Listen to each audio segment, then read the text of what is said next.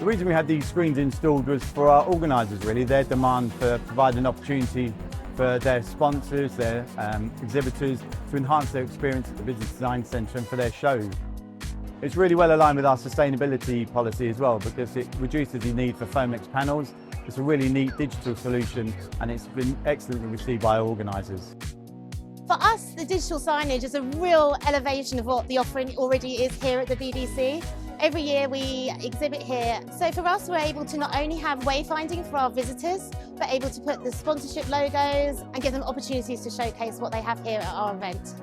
So I think the new digital signage is phenomenal. Well done, you've done a great job. It's great for directional signage, it's great for branding, it's great for our sponsors to increase our inventory. They look great. We're celebrating 40 years and this takes the building into the future. I think we've found a really excellent solution for digital in a beautiful Grade C listed building.